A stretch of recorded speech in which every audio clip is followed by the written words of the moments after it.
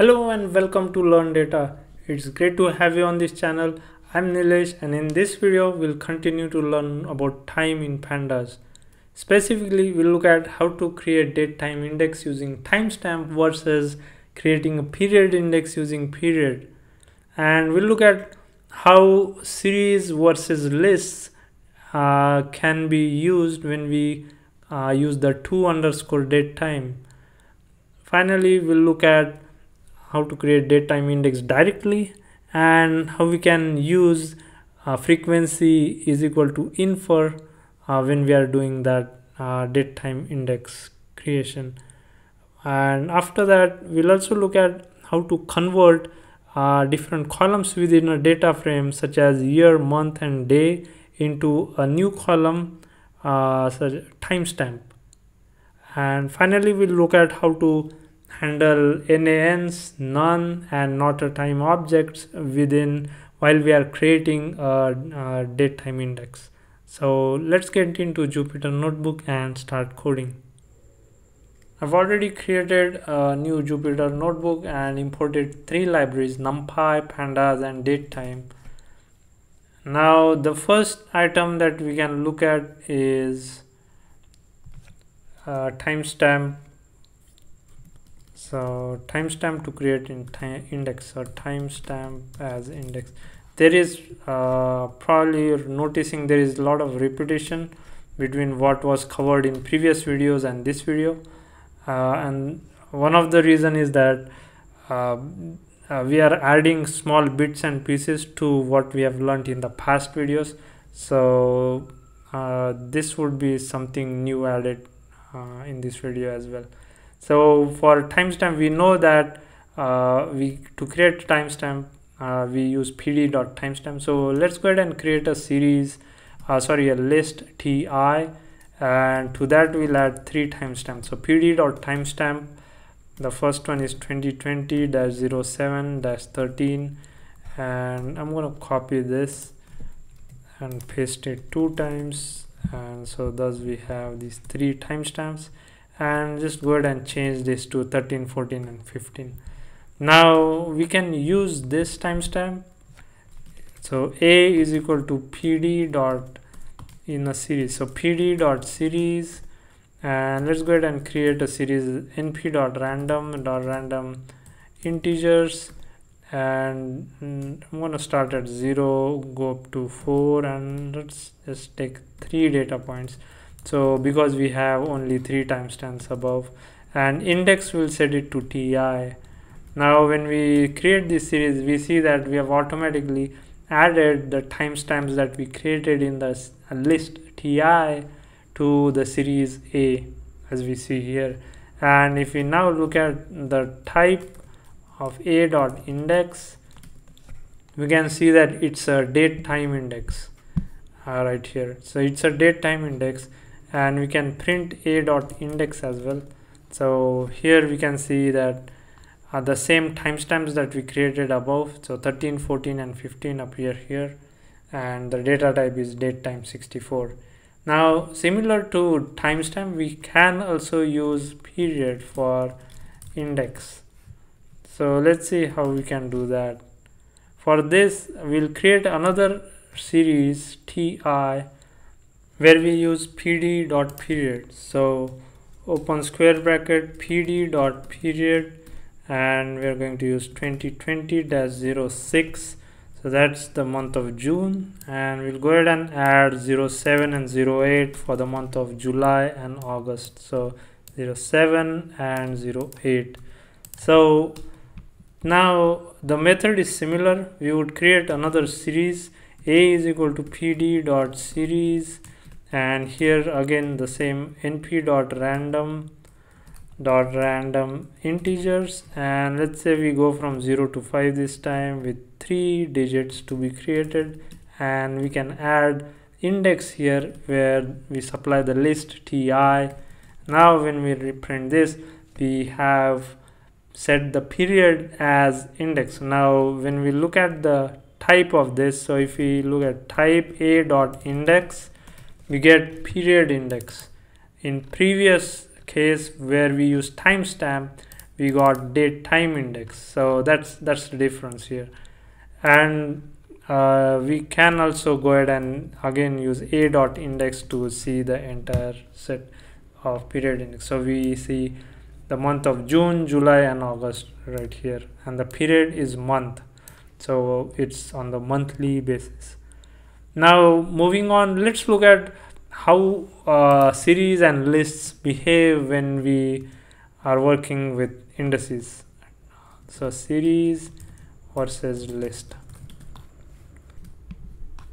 So what we are going to do here is create another we are going to use a pd.series and convert it to date time.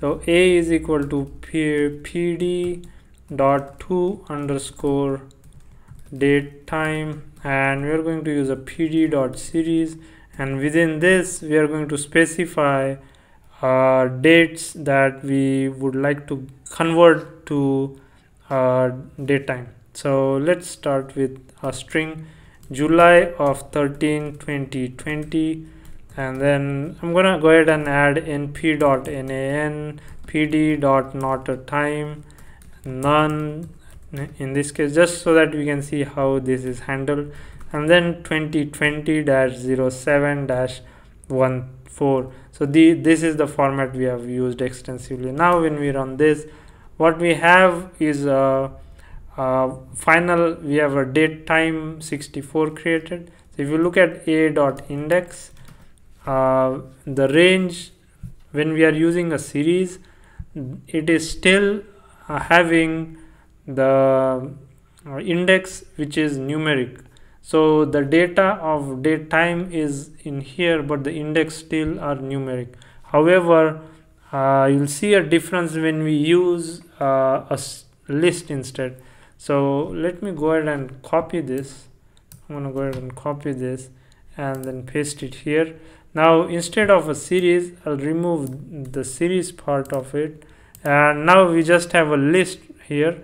When we run this, what we see is it automatically converted the entire list to a date time index. And now if you look at a.index, it is date time index has no attribute index. So if we look at the type of a, as you can see above, it is a date time index. So that's the difference between using a series with 2 date time versus using a list with 2 date time. So with series, the index stays as is, it doesn't get automatically converted to date time. Now there is another way in which we can create a date time index, which is directly we can use the date time index to create an index. Let's see how we can do that. So date time index, we'll create pd.date time index, and within this we'll specify the values of dates in a list. And so the first one, I'm going to add the strings now, 2020-07-14, and let's go ahead and copy this. So we can add 1, 2, 3, and then here we can specify another date, say 16, let's say 18 and 20. The reason why I've spaced them 2 days apart is because we'll see that when we look at the output. So when I run this, here we can see that although it has the day differences of 2 days, the frequency still is none. Okay, so we did create a date time index directly using date time. However, we have not we did not get the frequency part of that, and to get that, what we can do is specify frequency as infer. So after this, if we put a comma and specify frequency is equal to infer, infer, when we run this, if we scroll right here, you can see that the frequency is now automatically assigned, and value of 2D is assigned right here to the date time index that is created. Moving on, now let's look at how we can create a date from multiple columns in a data frame. So date from multiple columns of year, month and day in a data frame. So for this, we'll first go ahead and create a data frame. df is equal to pd.dataframe, and we'll first create a column of year and 2020, and then I'm going to create a column of month, and this would be, and these columns need not be any specific order, so it doesn't matter. Next is day. Let's create 13 and 14, and for explanation I'm going to add another column here, just so you know that this does not make any difference when we create the timestamp from these first three columns. To do that, what we want to do now is write pd.dataframe, and from this we are going to use just the first three columns. So pd.to_datetime, and we are going to use first three columns. So df opens, we want to open two square brackets, and within quotes we'll specify year, month and day. So even if we run this, we get the output right here, which is a timestamp that is created for each of those rows. So the first row has the day 13, and that's the timestamp for that. Now if we want to add it back to that data frame, so what we want to do then is have df open square bracket, and let's say timestamp is equal to, and now when we look at df, we see that the timestamp was added right here, and because we specified only three columns in this particular part here, the season column did not affect the calculations. So that's how that's one way in which we can convert the data from columns to timestamp. Now finally, let's look at how we can work with invalid date format.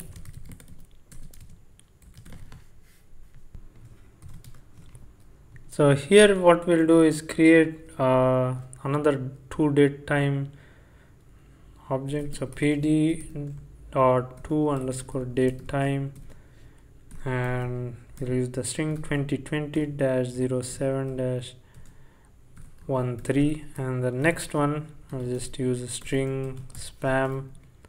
Now when we are using this, we can go ahead and add a parameter which is error. So errors is equal to, if we say raise, then what we get is if we say raise, then what we get is a error which says unknown string format spam, and that's because we added raise here. If we specify ignore, then it is this particular item is ignored and it is in the output as is. We can also use coerce. So when we type that, if it does not recognize a particular item within that list as that can be converted into a datetime index, then that is converted to NAT, so not a time. I hope in this video you learned about how to use timestamp versus period to create indices, and then how to use what's the difference between series and lists when we are creating a datetime index. Finally, we also looked at how to combine columns from a data frame to create a timestamp, and also look at how to deal with not a time objects while we are creating a datetime index. In next video we'll continue learning more about the date time. I hope you'll enjoy those as well. Until then, I'll see you all in the next video. Please like, share and subscribe. Thank you.